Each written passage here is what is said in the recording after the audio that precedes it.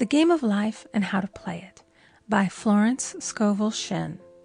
Chapter 9, Perfect Self-Expression, or The Divine Design. No wind can drive my bark astray, nor change the tide of destiny. There is for each man perfect self-expression. There is a place which he is to fill, and no one else can fill, something which he is to do, which no one else can do. It is his destiny. This achievement is held, a perfect idea in divine mind, awaiting man's recognition. As the imaging faculty is the creative faculty, it is necessary for man to see the idea before it can manifest. So man's highest demand is for the divine design of his life. He may not have the faintest conception of what it is, for there is possibly some marvelous talent hidden deep within him. His demand should be, Infinite Spirit, open the way for the divine design of my life to manifest. Let the genius within me now be released. Let me see clearly the perfect plan. The perfect plan includes health, wealth, love, and perfect self-expression. This is the square of life, which brings perfect happiness. When one has made this demand, he may find great changes taking place in his life, for nearly every man has wandered far from the divine design. I know in one woman's case it was as though a cyclone had struck her affairs, but readjustments came quickly, and new and wonderful conditions took the place of old ones. Perfect self-expression will never be labor, but of such absorbing interest that it will seem almost like play. The student knows also, as man comes into the world financed by God, the supply needed for his perfect self-expression will be at hand. Many a genius has struggled for years with the problem of supply, when his spoken word and faith would have released quickly the necessary funds. For example, after the class one day, a man came to me and handed me a cent. He said, "I have just 7 cents in the world, and I'm going to give you 1, for I have faith in the power of your spoken word. I want you to speak the word for my perfect self-expression and prosperity." I spoke the word and did not see him again until a year later. He came in one day, successful and happy, with a roll of yellow bills in a pocket. He said, "Immediately after you spoke the word, I had a position offered me in a distant city, and am now demonstrating health, happiness, and supply." A woman's self-expression may be in becoming a perfect wife, a perfect mother, a perfect homemaker, and not necessarily in having a public career. Demand definite leads, and the way will be made easy and successful. One should not visualize or force a mental picture. When he demands the divine design to come into his conscious mind, he will receive flashes of inspiration and begin to see himself making some great accomplishment. This is the picture or idea he must hold without wavering. The thing man seeks is seeking him.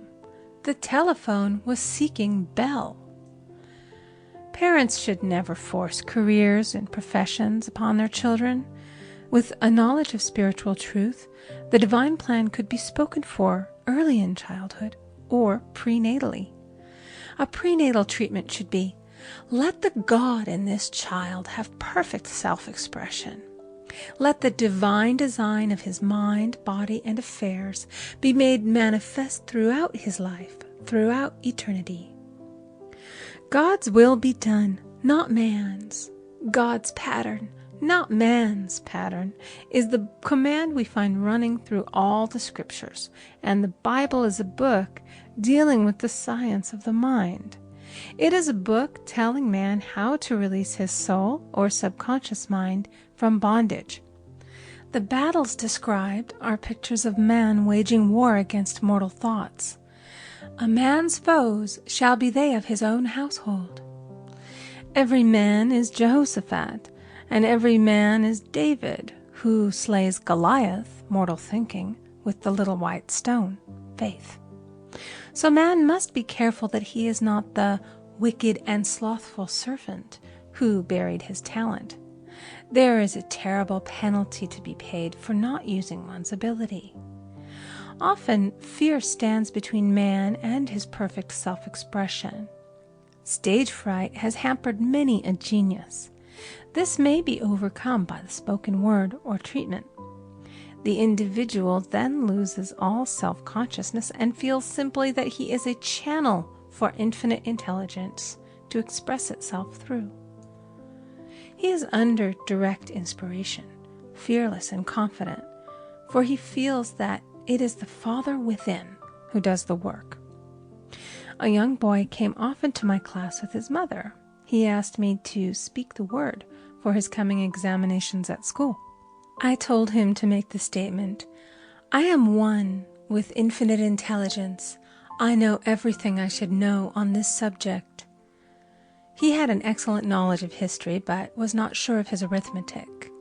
I saw him afterwards, and he said, "I spoke the word for my arithmetic and passed with the highest honors, but I thought I could depend upon myself for history and got a very poor mark." Man often receives a setback when he is too sure of himself, which means he is trusting to his personality and not the Father within. Another of my students gave me an example of this. She took an extended trip abroad one summer, visiting many countries where she was ignorant of the languages. She was calling for guidance and protection every minute, and her affairs went smoothly and miraculously. Her luggage was never delayed nor lost.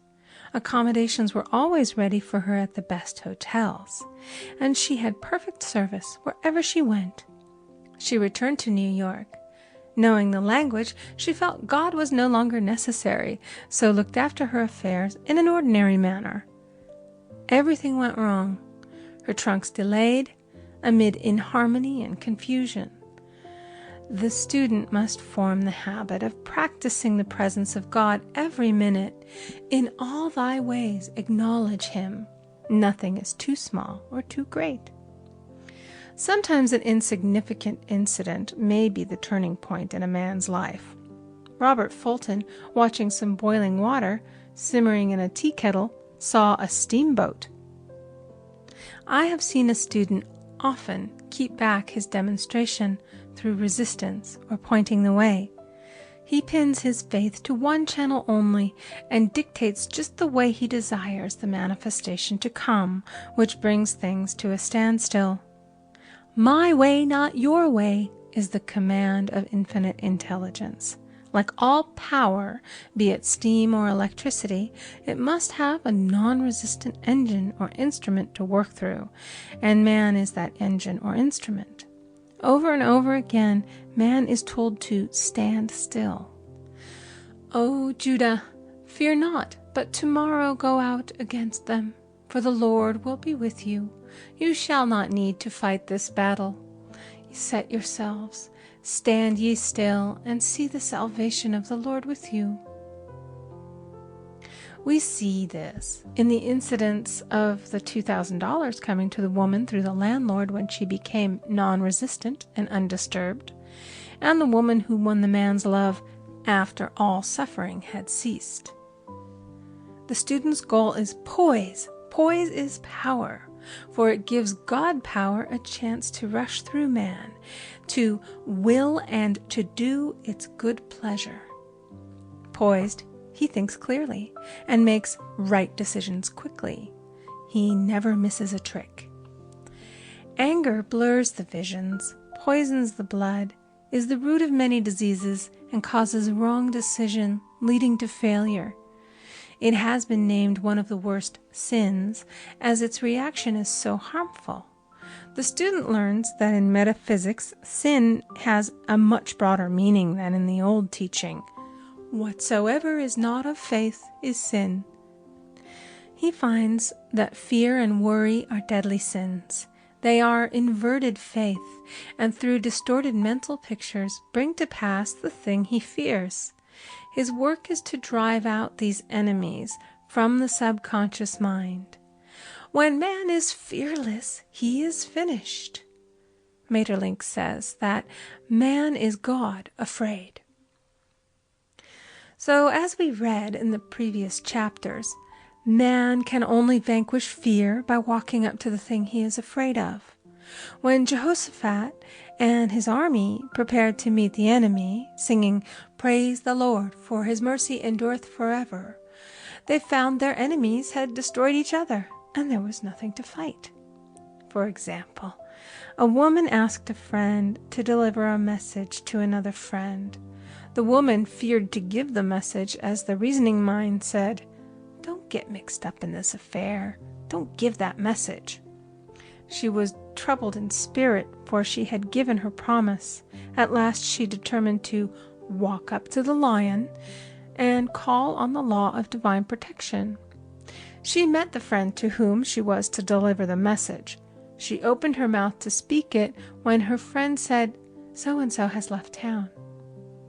This made it unnecessary to give the message, as the situation depended upon the person being in town. As she was willing to do it, she was not obliged to.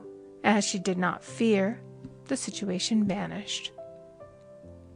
The student often delays his demonstration through a belief in incompletion. He should make this statement: "In divine mind there is only completion. Therefore my demonstration is completed. My perfect word, my perfect home, my perfect health." Whatever he demands are perfect ideas registered in divine mind and must manifest under grace in a perfect way. He gives thanks he has already received on the invisible and makes active preparation for receiving on the visible. One of my students was in need of a financial demonstration. She came to me and asked why it was not completed. I replied, "Perhaps you are in the habit of leaving things unfinished, and the subconscious has gotten into the habit of not completing. As the without, so the within." She said, "You are right. I often begin things and never finish them. I'll go home and finish something I commenced weeks ago, and I know it will be symbolic of my demonstration." So she sewed assiduously, and the article was soon completed. Shortly thereafter, the money came in a most curious manner. Her husband was paid his salary twice that month. He told the people of their mistake, and they sent word to keep it.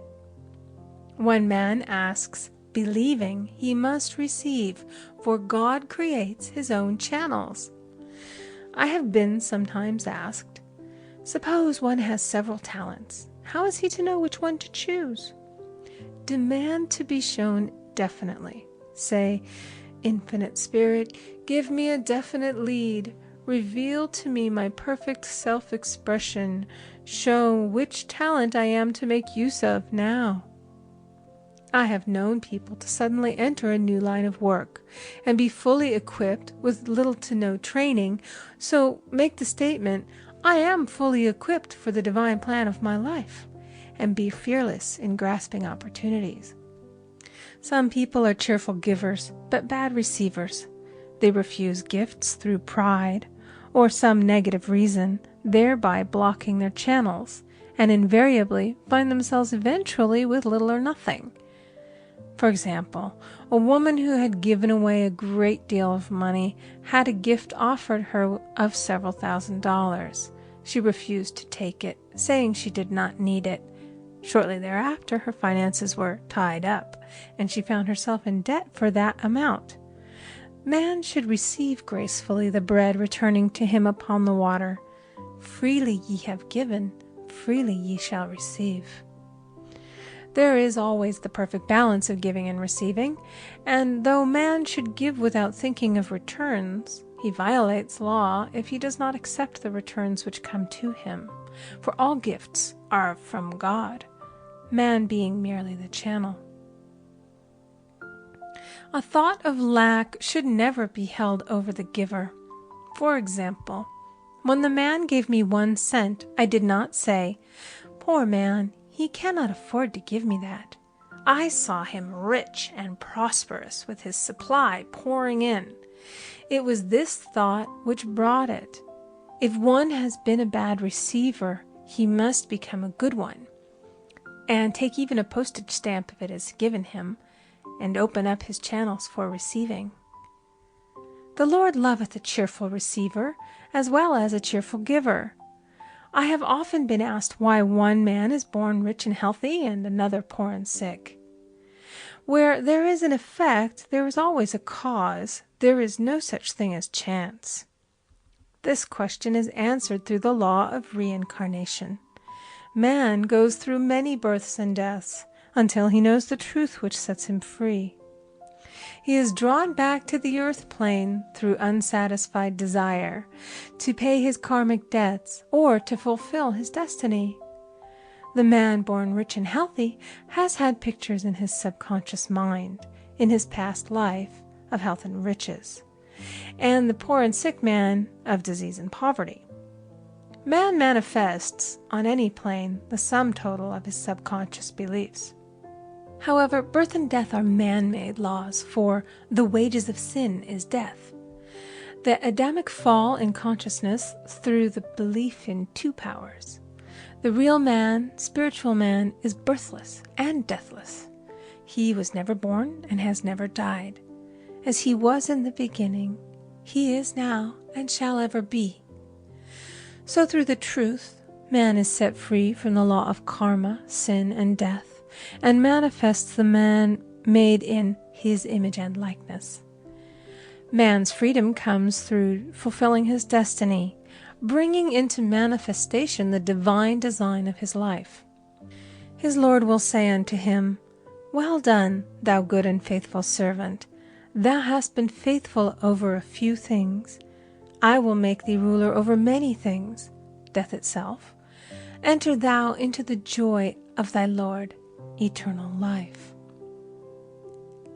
End of chapter 9.